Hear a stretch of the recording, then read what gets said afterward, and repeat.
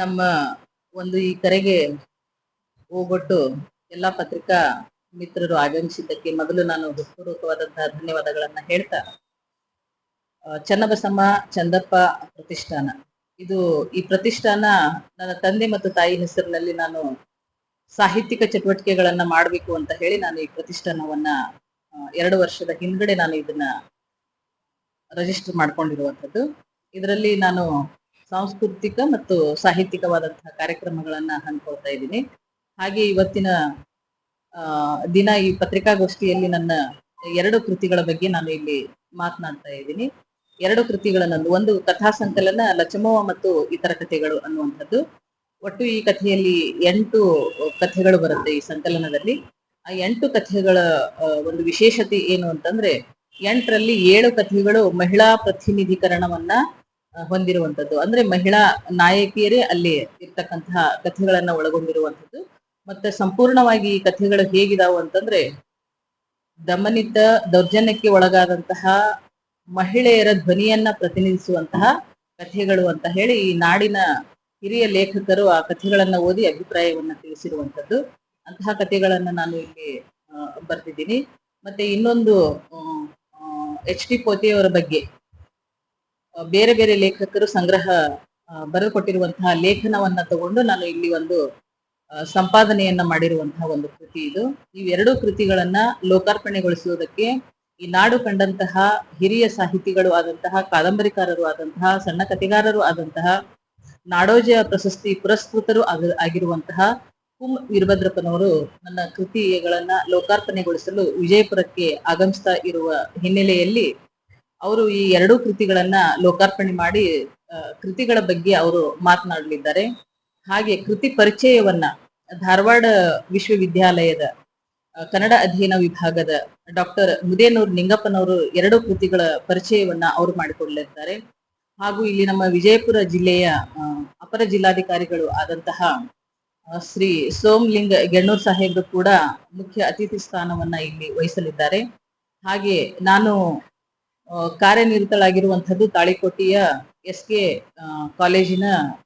ಕಾಲೇಜಿನಲ್ಲಿ ಆ ಕಾಲೇಜಿನ ಚೇರ್ಮನ್ನರು ಆದಂತಹ ಶ್ರೀ VC ಹಿರೇಮಠ ಅವರು ಕೂಡ ಈ ಕಾರ್ಯಕ್ರಮದಲ್ಲಿ ಮುಖ್ಯ ಅತಿಥಿ ಸ್ಥಾನವನ್ನ ವಹಿಸಲಿದ್ದಾರೆ. ಅವರೊಟ್ಟಿಗೆ ಕನ್ನಡ ಸಾಹಿತ್ಯ ಪರಿಷತ್ತಿನ ಜಿಲ್ಲಾ ಅಧ್ಯಕ್ಷರು ಆದಂತಹ ಹಾಸಿಂಪೀರ್ ವಾಲಿಕಾರ್ ಅವರು ಕೂಡ ಈ ಕಾರ್ಯಕ್ರಮದಲ್ಲಿ ಉಪಸ್ಥಿತರಿರ್ತಾರೆ. ಹಾಗೆ ಆಗ್ಲೇ ಅಭಿಷೇಕ್ ಸರ್ ಹೇಳಿದ ಹಾಗೆ ಇಡೀ ನಮ್ಮ ವಿಜಯಪುರ ಜಿಲ್ಲೆಯ ಸಾಂಸ್ಕೃತಿಕ ಕಾರ್ಯಗಳಲ್ಲಿ ತೊಡಗಿಕೊಂಡಂತವರು, ಸಂಘಟನೆಯಲ್ಲಿ ತೊಡಗಿಕೊಂಡಂತವರು, ಹಿರಿಯ ಸಾಹಿತಿಗಳು, ಕಿರಿಯ ಸಾಹಿತಿಗಳು ಒಂದು ಅನ್ನದೇ ಇಲ್ಲಿ ಶರಣ ಸಾಹಿತ್ಯ ಪರಿಷತ್ತಿನವರು ಇರ್ತಾರೆ.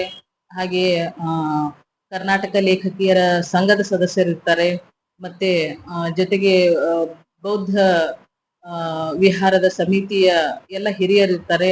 ಅದರ ಜೊತೆಗೆ BSI ದವರು ಎಲ್ಲರೂ ನನ್ನ ಜೊತೆಗೆ ಈ ಕಾರ್ಯಕ್ರಮದಲ್ಲಿ ಸೇರ್ಪಡೆ ಆಗಲಿದ್ದಾರೆ.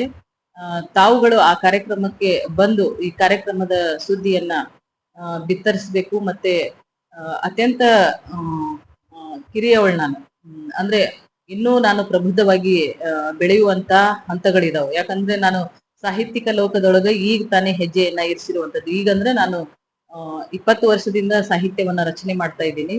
ಅದರಲ್ಲಿ ಅತ್ಯಂತ ಕಿರಿಯವಳು ಅಂತ ನಾನು ಭಾವಿಸ್ತೀನಿ. ನಮ್ಮ ವಿಜಯಪುರ ಜಿಲ್ಲೆ ದಲಿತ ಬಂಡಾಯ ಸಾಹಿತ್ಯಕ್ಕೆ ತುಂಬಾ ಹೆಸರನ್ನ ಮಾಡಿಕೊಟ್ಟಿರುವಂತದ್ದು. ಅಂತಹ ಹಿರಿಯರ ಸಾಲಿನಲ್ಲಿ ನಾನ್ ನೋಡ್ತಾ ಹೋದಾಗ ಅತ್ಯಂತ ಕಿರಿಯವಳಾಗಿ ನನ್ನ ಶಕ್ತಿಗೆ ಅನುಸಾರವಾಗಿ ಏನು ನನ್ನ ಬರಹಗಳನ್ನ ನಾನು ನನ್ನ ಜನರಿಗೆ ಮುಟ್ಟಿಸ್ಬೇಕಾಗಿದೆಯೋ ಅದನ್ನ ನನ್ನ ಬರವಣಿಗೆ ಮೂಲಕ ನಾನು ಮುಟ್ಟಿಸ್ಬೇಕು ಅಂತ ಹೇಳಿ ನಾನು ಸಾಹಿತ್ಯ ರಚನೆಯನ್ನ ಮಾಡ್ತಾ ಇದ್ದೀನಿ. ಇದಕ್ಕೆ ತಮ್ಮೆಲ್ಲರದ್ದು ಕೂಡ ಪ್ರೋತ್ಸಾಹ ಇರ್ಲಿ ಅಂತ ಹೇಳ್ತಾ ನಾನು ಮತ್ತೊಮ್ಮೆ ಮೊದಲನೇ ತಮ್ಮೆಲ್ಲರಿಗೂ ಧನ್ಯವಾದಗಳನ್ನ ಹೇಳ್ತೇನೆ. ಬಂಧುಗಳೇ, ನಾಳೆ 27ನೇ ತಾರೀಕಿಗೆ ಕಂದಗಲ್ ಹನುಮಂತರಾಯ ರಂಗಮಂದಿರದಲ್ಲಿ ಈ ಕೃತಿ ಲೋಕಾರ್ಪಣೆ ಆಗ್ತದಲ್ಲ, ಆ ಕೃತಿ ಲೋಕಾರ್ಪಣೆ ಆಗುವಂತ ಸಂದರ್ಭದಲ್ಲಿ ತಾವೆಲ್ಲರೂ ಕೂಡ ಇರಬೇಕು. ಯಾಕಂದ್ರೆ ಇದು ಬಹಳ ಮಹತ್ವದ ಕೃತಿಗಳು. ಮತ್ತೆ ಈ ವಿಜಯಪುರ ಜಿಲ್ಲೆಯ ದಲಿತ ಒಬ್ಬ ಮಹಿಳಾ ಲೇಖಕಿಯರು ಈ ರೀತಿ ಒಂದು ಲೇಖನಗಳನ್ನ ಕೃತಿಗಳನ್ನ ಲೋಕಾರ್ಪಣೆ ಮಾಡುವ ಸಂದರ್ಭದಲ್ಲಿ ನಾಡಿನ ಹೆಸರಾಂತ ಲೇಖಕರು ಇರ್ತಾರೆ ಮತ್ತು ಬುದ್ಧಿಜೀವಿಗಳು ಕೂಡ ಕಾರ್ಯಕ್ರಮದಲ್ಲಿ ಇರೋದ್ರಿಂದ ನಾವು ಆಗಮಿಸಿ ಆ ಕಾರ್ಯಕ್ರಮಕ್ಕೆ ಹೆಚ್ಚಿನ ಒಂದು ಪ್ರಚಾರವನ್ನ ತಮ್ಮ ಜನಪ್ರಿಯ ಸುದ್ದಿ ಮಾಧ್ಯಮದ ಮೂಲಕ ಕೊಡಬೇಕು ಅಂತಕ್ಕಂಥ ವಿನಂತಿಯನ್ನು ಮಾಡ್ಕೊತಾ ಇದ್ದೇನೆ. ನಮಸ್ಕಾರ. ಪತ್ರಿಕಾಗೋಷ್ಠಿಯ ಮುಖ್ಯ ಉದ್ದೇಶವೇನಂತ ಹೇಳಿದ್ರೆ, ಚನ್ನಬಸಮ್ಮ ಚಂದಪ್ಪ ಪ್ರತಿಷ್ಠಾನ ವಿಜಯಪುರ ಸಮಾನ ಮನಸ್ಕರ ವೇದಿಕೆಯ ವತಿಯಿಂದ ಈ ಪತ್ರಿಕಾಗೋಷ್ಠಿಯ ಉದ್ದೇಶ ಏನಂತ ಹೇಳಿದ್ರೆ, ದಿನಾಂಕ 27/4/2025 ರವಿವಾರದಂದು ಬೆಳಗ್ಗೆ 10 ಗಂಟೆಗೆ ರಂಗಮಂದಿರ ವಿಜಯಪುರದಲ್ಲಿ ಡಾಕ್ಟರ್ ಸುಜಾತ ಚಲವಾದಿಯವರ ಲಚ್ಮವ್ವ ಮತ್ತು ಇತರ ಕಥೆಗಳು ಹಾಗೂ ಅಂಬೇಡ್ಕರ್ ಅರಿವಿನ ಜೊತೆಗಾರ ಗ್ರಂಥಗಳ ಜನಾರ್ಪಣೆ ಕಾರ್ಯಕ್ರಮವನ್ನು ಈ ನಾಡಿನ ನಾಡೋಜ ಪ್ರಶಸ್ತಿ ಭಾಜನರಾಗಿರ್ತಕ್ಕಂಥ ವೀರಭದ್ರಪ್ಪಗಳು, ಖ್ಯಾತ ಸಾಹಿತಿಗಳು, ಸಂಸ್ಕೃತ ಚಿಂತಕರು ಗ್ರಂಥಗಳ ಜನಾರ್ಪಣೆಯನ್ನು ಮಾಡಲಿದ್ದಾರೆ.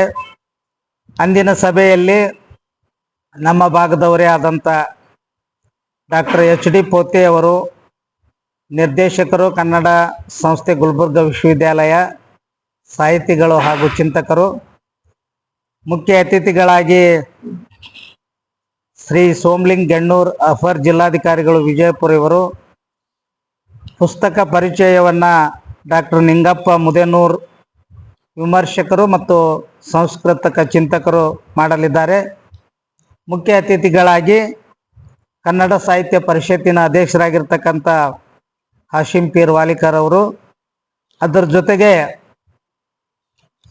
ವಿದ್ಯಾವರ್ಧಕ ಸಂಘದ ತಾಳಿಕೋಟಿ ಚೇರ್ಮನ್ರಾಗಿರ್ತಕ್ಕಂಥ VC ಹಿರೇಮಠ ಅವರು ಅಂದಿನ ಸಭೆಯಲ್ಲಿ 2 ಕೃತಿಗಳ ರೂವಾರಿಗಳಾಗಿರ್ತಕ್ಕಂಥ ಡಾಕ್ಟರ್ ಸುಜಾತ ಚಲವಾದಿ ಮತ್ತು ನಮ್ಮ ಜೊತೆಗೆ ವಿಶೇಷವಾಗಿ ದಲಿತ ಮುಖಂಡರುಗಳು, ದಲಿತ ಸಂಘರ್ಷ ಸಮಿತಿಯ ಒಡನಾಡಿಗಳು, ಪ್ರಗತಿಪರ ಚಿಂತಕರು ಮತ್ತು ಬಂಡಾಯಗಾರರು ನಮ್ಮ ಜೊತೆಗೆ ಇರ್ತಾರೆ. ಆ ಕಾರಣಕ್ಕಾಗಿ ಒಂದು ವಿಶೇಷವಾದ ಕಾರ್ಯಕ್ರಮವನ್ನು ನಮ್ಮ ಪ್ರತಿಷ್ಠಾನ ವತಿಯಿಂದ ಮಾಡಿದ್ದೇವೆ. ತಾವೆಲ್ಲ ಅಂದು ಆ ಸಭೆಗೆ ಆಗಮಿಸಿ ಆ ಸಭೆಯನ್ನು ಹಳ್ಳಿಗಳಿಗೆ ತಲುಪಿಸುವಂಥ ಕೆಲಸವನ್ನು ಮಾಧ್ಯಮ ಮಿತ್ರರು ಮಾಡುತ್ತಾರೆ ಎಂಬ ಆಶೆಯನ್ನು ನಾನು ಹೊಂದಿದ್ದೇನೆ.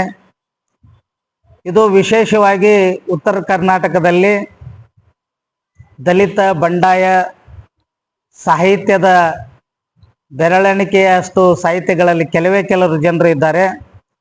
ನಾವು ಪ್ರಾರಂಭದಲ್ಲಿ ಅತ್ಯಂತ ವ್ಯಗ್ರವಾಗಿ ಬರೆಯುತ್ತಿರ್ತಕ್ಕಂಥ ಈ ನಾಡಿನ ಹೆಸರಾಂತ ಕುಮಾರ ಕಕ್ಕಯ್ಯರನ್ನ ಹಿಡಿದುಕೊಂಡು ಶಂಕರ್ ಕಟ್ಗೆ ಅಂತ ಒಬ್ಬರಿದ್ದರು ಮತ್ತು ಡಾಕ್ಟರ್ ಪೋತೆಯವರು, ಆ ಸಾಲಿನಲ್ಲಿ ನಮ್ಮ ಸುಜಾತ ಚಲವಾದಿಯವರು ಸೇರ್ಪಡೆಯಾಗಿರೋದನ್ನು ಕೂಡ ಬಹಳಷ್ಟು ಸಂತೋಷವನ್ನು ಉಂಟು ಮಾಡುವಂಥ ವಿಷಯ. ಇದು 12ನೇ ಶತಮಾನದಲ್ಲಿ ಕ್ರಾಂತಿ ಮಾಡಿರ್ತಕ್ಕಂಥ ವಚನ ಸಾಹಿತ್ಯವನ್ನು ಜಗತ್ತಿಗೆ ಪರಿಚಯಿಸಿರ್ತಕ್ಕಂಥ ಶಾಂತಿ, ಸಮಾನತೆ, ಸಹಬಾಳ್ವತೆಯನ್ನು, ದಾಸೋಹ ಕಾಯಕವನ್ನು ನೀಡಿರ್ತಕ್ಕಂಥ ಅತ್ಯಂತ ಕುರುಡು ಸಮಾಜದ ಕಣ್ಣನ್ನು ತೆರೆದಿರ್ತಕ್ಕಂಥ ಬಸವನಾಡಿನ ನೆಲದಲ್ಲಿ ಡಾಕ್ಟರ್ ಸುಜಾತ ಚಲವಾದಿಯವರು ಒಂದು ಹೆಜ್ಜೆ ಪ್ರಾರಂಭ ಮಾಡಿದ್ದಾರೆ. ಅವರ ಪ್ರಾರಂಭಕ್ಕೆ ನಾವೆಲ್ಲರೂ ಕೈ ಜೋಡಿಸಿ ಪ್ರೇರೇಪಿಸಿ ಅವರನ್ನು ಈ ನಾಡಿನ ಹೆಸರಾಂತ ಲೇಖಕಿಯನ್ನಾಗಿ, ಅವರಲ್ಲಿ ಶ್ರಮ ಇದೆ, ಛಲ ಇದೆ, ಶ್ರದ್ಧೆ ಇದೆ, ಪರಿಶ್ರಮ ಇದೆ, ಅದನ್ನು ಮುಂದುವರಿಸಲಿಕ್ಕೆ ಸಮಾಜದ ನಾವೆಲ್ಲ ಗೆಳೆಯರು ಅವರಿಗೆ ಬೆಂಬಲವಾಗಿ ನಿಲ್ಬೇಕಂತ ಹೇಳಿ ನಾನು ಆಶಿಸಿ, ನಮ್ಮ ಜೊತೆಗೆ ದಲಿತ ವಿದ್ಯಾರ್ಥಿ ಪರಿಷತ್ತಿನ ಶ್ರೀನಾಥ್ ಪೂಜಾರ್ ಅವರು, ಧನಲಕ್ಷ್ಮಿ ಅವರು, ಮತ್ತು ಚಿದಾನಂದ ಹೊನ್ವಾಡ್ಕರ್ ಅವರು, ಜೊತೆಗೆ ಬೌದ್ಧ ಧರ್ಮದ ಚಿಂತಕರಾಗಿರ್ತಕ್ಕಂಥ ವೆಂಕಟೇಶ್ ಒಗ್ಗಣ್ಣವರು, ಹಿರಿಯ ಪತ್ರಕರ್ತರಾಗಿರ್ತಕ್ಕಂಥ ಸಮಾಜಮುಖಿಯಾಗಿರ್ತಕ್ಕಂಥ ಅನಿಲ್ ಹೊಸಮನಿಯವರು, ನನ್ನ ಮಾರ್ಗದರ್ಶಕರವರು, ಅದರ ಜೊತೆಗೆ ಎಲ್ಲ ನನ್ನ ಗೆಳೆಯರು ಬಂದಿದ್ದಾರೆ.